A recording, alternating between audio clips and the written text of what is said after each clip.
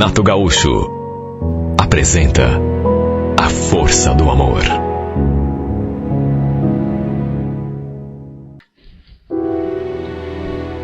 Eu estava no fundo do poço, literalmente acabado.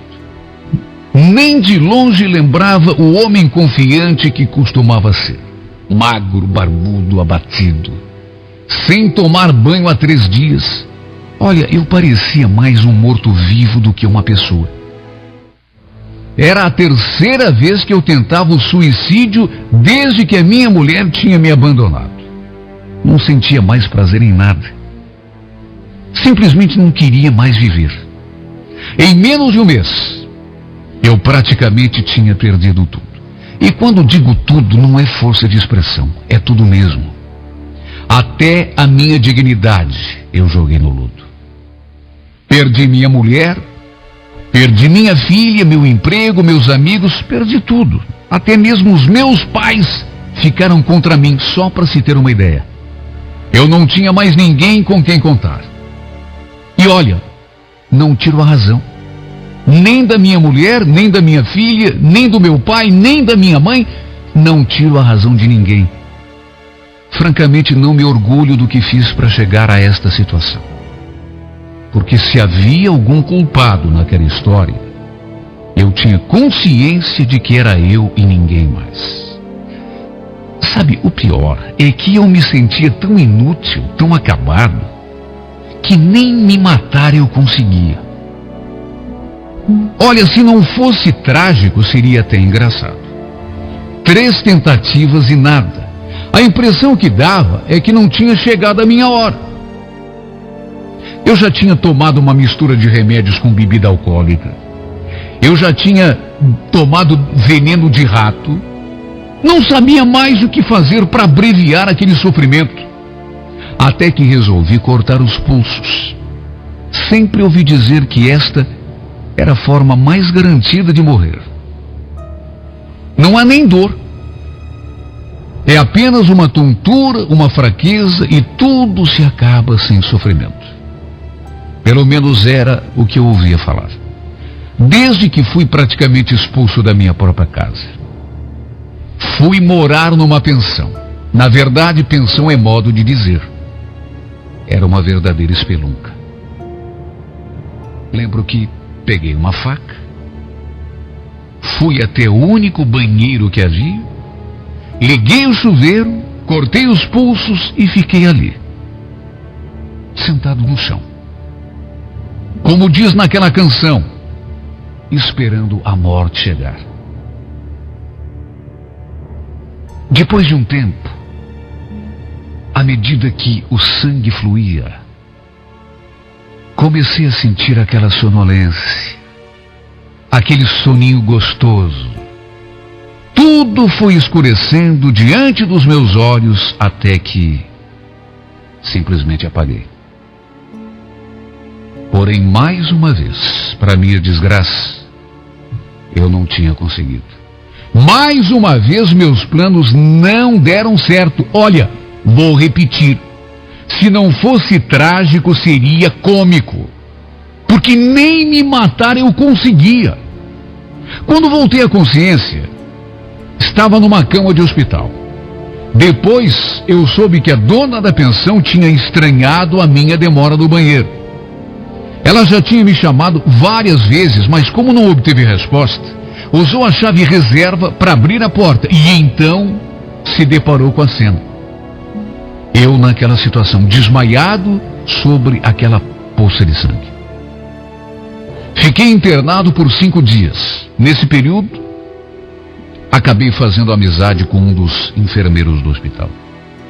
O Pedro era uma dessas pessoas que a gente conhece e logo nos cativam, pela disposição, sempre prestativo, com vontade de ajudar. A sua presença e os seus cuidados me fizeram tão bem, que tudo o que eu mais precisava naquele momento era exatamente de um ombro amigo, alguém que se preocupasse comigo de verdade. Apenas isso. Alguém com quem eu pudesse conversar, desabafar. Ficamos muito amigos no período em que estive internado. Às vezes passávamos horas e horas conversando. Claro que ele quis saber o motivo daquela tentativa de suicídio. No começo eu até relutei em contar, até porque não me fazia bem. Lembrar da minha mulher e da minha filha só me fazia chorar. Mas ele insistiu tanto e se mostrou tão amigo, tão companheiro.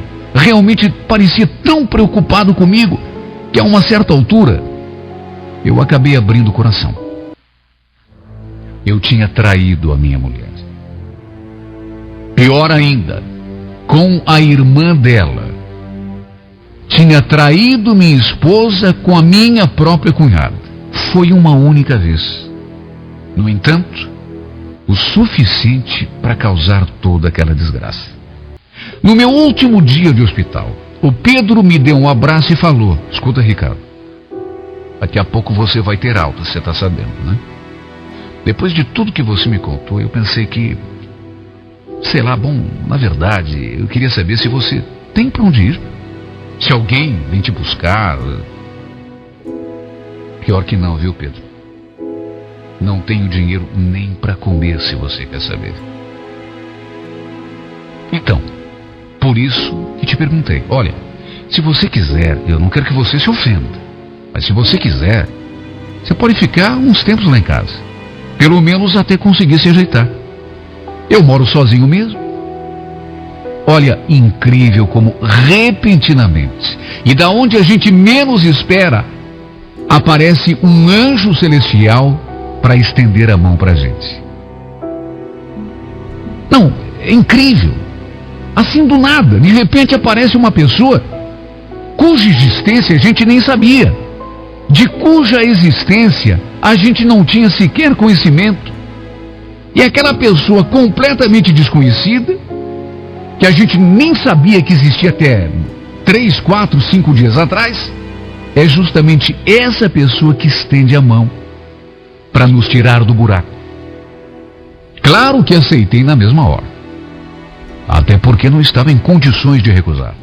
Depois, ele ainda me explicou o porquê daquele auxílio, já que a gente mal se conhecia.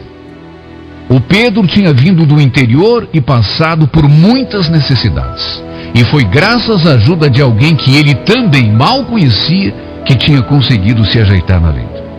Olha, o Pedro para mim foi mais do que um irmão.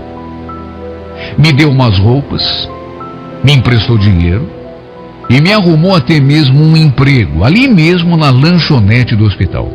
Parecia que no meio de toda aquela desgraça toda, pelo menos uma coisa boa tinha acontecido. Eu tinha encontrado um amigo de verdade. Os dias foram passando e as coisas aparentemente foram melhorando. Até que aconteceu aquele incidente. Era domingo. Tínhamos passado praticamente o dia todo bebendo. Eu e o Pedro. Juro. Eu não sei explicar. E digo que não sei explicar porque não era da minha natureza. Nunca foi do meu feitio. Aquilo não tinha nada a ver comigo. Mas o fato é que, tendo a ver ou não tendo, não sei se até um pouco em função da bebida, o fato é que acabamos passando a noite juntos. E quando digo juntos, é exatamente do jeito que quem está escutando esta carta está imaginando. Olha, eu já tinha até notado uns traços homossexuais no jeito do Pedro. Mas não sei. Achava que não tinha nada a ver. De repente, era impressão minha, coisa da minha cabeça. Às vezes a pessoa tem assim, uns trejeitos, mas vai ver, não é. Mas era. E depois daquela noite, ele mesmo me confessou que era homossexual.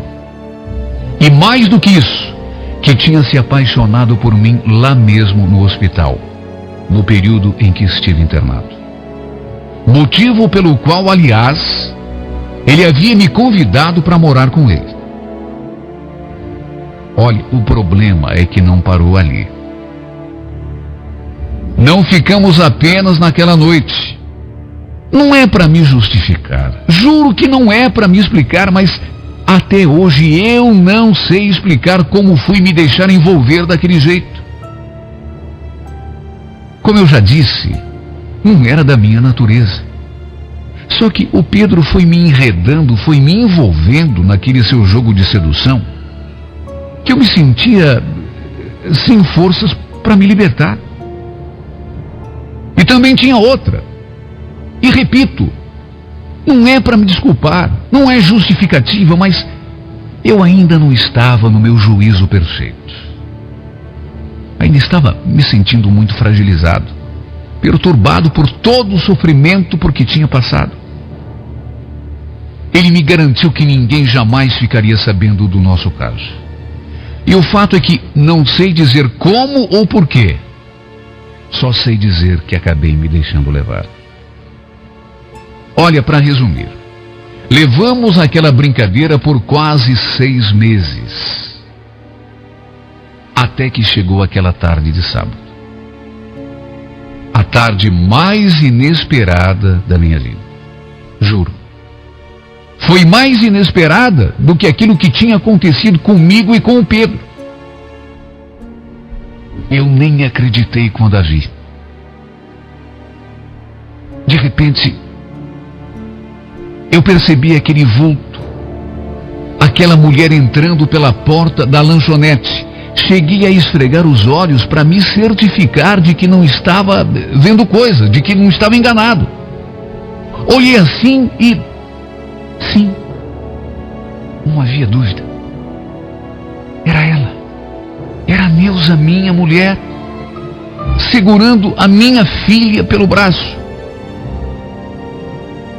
Olha, eu fiquei tão nervoso, mas eu fiquei tão perturbado, tão emocionado por ver as duas ali diante de mim, que cheguei a derrubar a bandeja com os copos que estava recolhendo de uma das mesas. Era minha mulher e a minha filha. Meu Deus, quase 7 meses já tinham se passado. 7 meses de sofrimento, de arrependimento e de solidão. Tudo bem, o culpado tinha sido eu. Quem tinha pisado na bola tinha sido eu.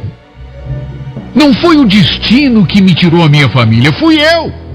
Fui eu que joguei fora. Eu tenho consciência disso. Mas Deus do céu, eu estava arrependido. E só mesmo Deus para saber o quanto. 7 meses de sofrimento, de distância, de muito arrependimento e de muita solidão. Ela então se aproximou de mim e ficou me olhando durante algum tempo.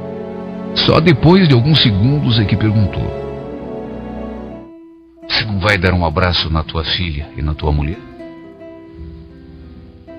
Olha, foi um momento indescritível. Eu estou aqui pensando em palavras para descrever o que eu senti, mas é que não dá, não tem como. Não tem jeito de falar, de expressar. Eu nunca chorei tanto na minha vida.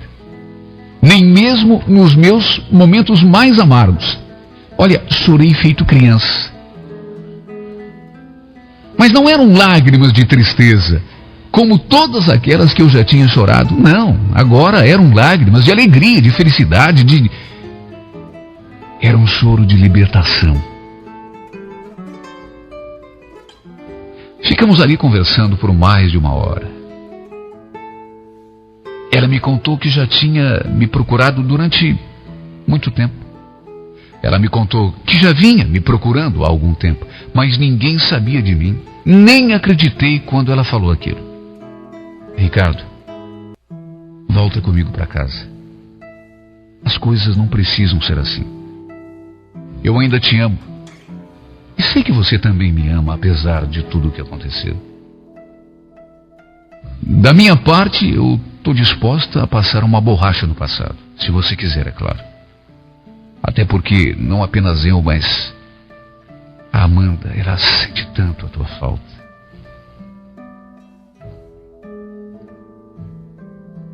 É como eu disse, foi o momento mais inesquecível de toda a minha vida. Momento de libertação.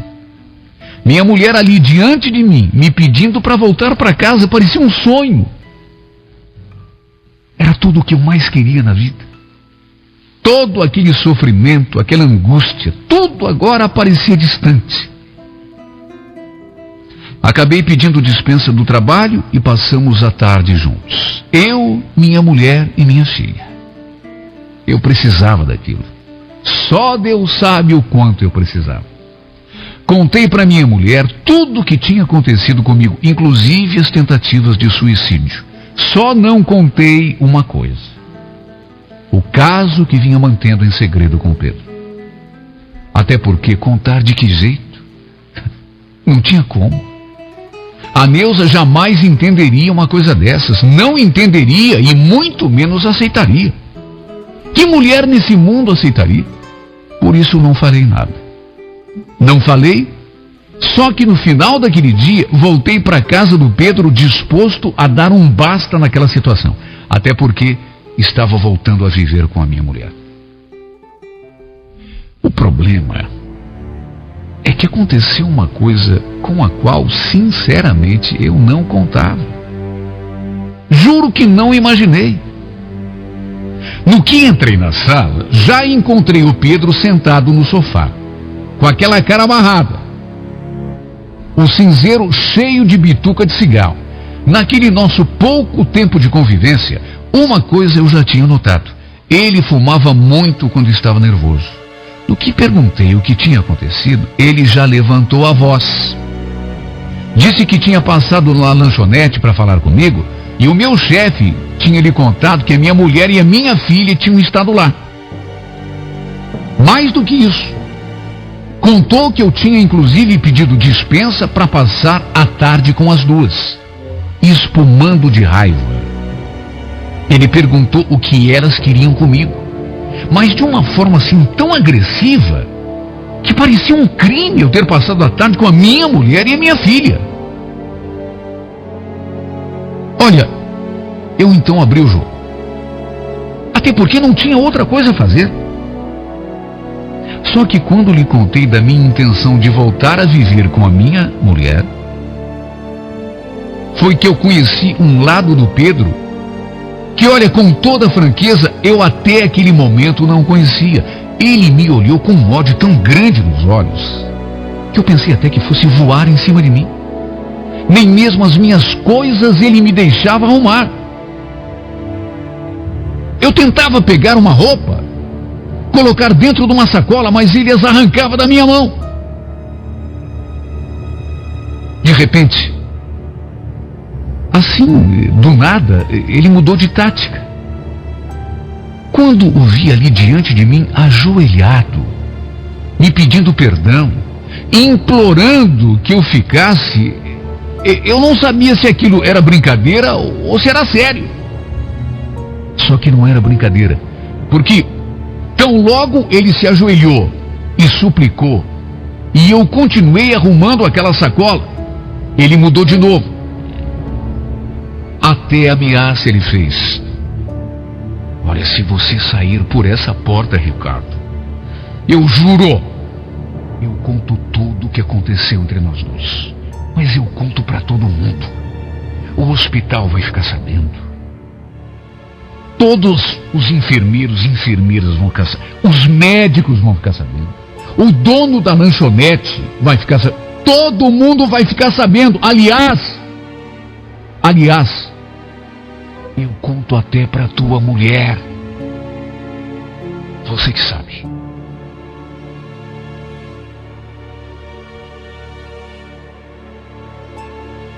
Sabe quando você não acredita? Sabe quando você não está preparado para aquilo?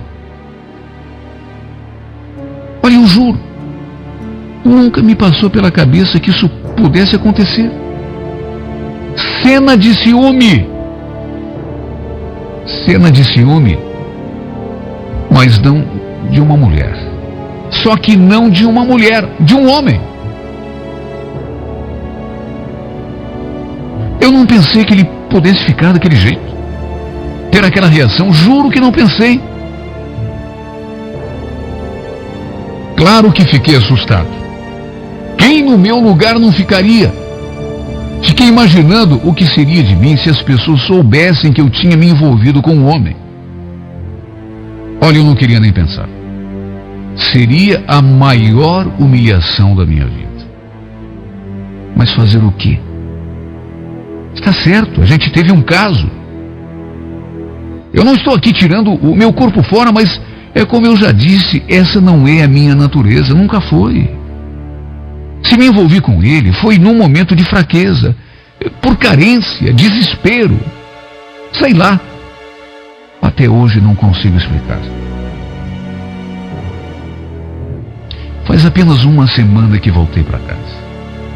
E há uma semana convivo com esse fantasma. O medo de que a qualquer momento a minha mulher me expulse novamente de casa por conta do que aconteceu com o Pedro. Sim, porque ele vive me ameaçando. Me deu inclusive um prazo para que eu volte lá para a casa dele. Sabe, tipo ultimato mesmo. Esse prazo vence daqui a alguns dias. Sinceramente, não sei o que fazer. Amo a minha mulher acima de tudo, amo minha filha. Não suportaria ficar sem elas pela segunda vez. Com toda franqueza, prefiro a morte a ter de enfrentar tudo aquilo de novo. Apesar do medo, estou tão feliz. Tão feliz como acho nunca me senti em toda a minha vida. Estar ao lado da minha mulher e da minha filha era tudo o que eu mais queria nessa vida. Só que você, Pedro, você que eu tenho certeza está me escutando nesse momento porque você escuta esse programa todos os dias. Você está tentando me tirar essa alegria. Bota a mão na consciência, Pedro. É só isso que eu te peço. Pense, reflita no que você está fazendo e pare de me torturar, pelo amor de Deus. Será que você não percebe que o que aconteceu entre a gente foi um erro? Eu não sou assim, Pedro. Não é da minha natureza. Foi uma coisa que eu fiz, mas não era para ter feito. Você não pode me forçar a ser aquilo que eu não sou. Toca a tua vida, Pedro. Vai procurar outra pessoa. Olha, você é uma pessoa tão bacana. Merece ser feliz. Só que não comigo. Comigo não dá. Aconteceu tudo aquilo que não preciso nem repetir aqui, só que foi uma circunstância. Eu não sou assim, Pedro. Eu não sou como você. Nunca fui. Eu amo a minha mulher e só quero ser feliz ao lado da minha família. Sou muito grato a você por ter me estendido a mão no momento em que eu mais precisei. Só que eu não posso continuar com isso. Será que você não consegue entender? Por que ficar me torturando, me ameaçando, fazendo chantagem, tentando me forçar a ficar do teu lado? Se fosse para ser, você não precisaria forçar nada. Seria uma coisa espontânea. Amor não se impõe, Pedro. Principalmente no nosso caso. Olha, creio que já falei tudo o que eu tinha para te falar. A partir de agora, deixo tudo nas tuas mãos. Quando vencer o prazo que você me deu, faça o que tiver de fazer. Se for da tua vontade, Pedro, e se a tua consciência assim determinar, então conte tudo para minha mulher. Fale do que aconteceu entre nós dois. Fale, se você tem vontade, acha que deve, eu não posso te impedir. Acabe com a minha vida, com a minha felicidade. Destrua o pouco de dignidade que ainda me restou. Nada mais eu posso fazer além de te pedir que reflita, que não acabe com a minha família pela segunda vez. A minha mulher e a minha filha são tudo o que eu tenho nessa vida, Pedro. Você melhor do que ninguém sabe o jeito como eu fiquei quando pensei que as tinha perdido para sempre. Se elas me deixarem mais uma vez por tua culpa, olha, não é ameaça, viu? Mas você sabe do que eu sou capaz, porque você me conhece. Quando você me encontrou, você lembra do jeito que foi. Por isso te falo. Se elas me deixarem mais uma vez por tua culpa, não vai me restar alternativa a não ser acabar aquilo que um dia eu comecei. E dessa vez eu te garanto, Pedro, não é para te assustar. Não é ameaça, não é ultimato, não é chantagem. Mas dessa vez eu te garanto, eu vou até o fim. Mesmo que seja preciso dar um tiro na minha própria cabeça.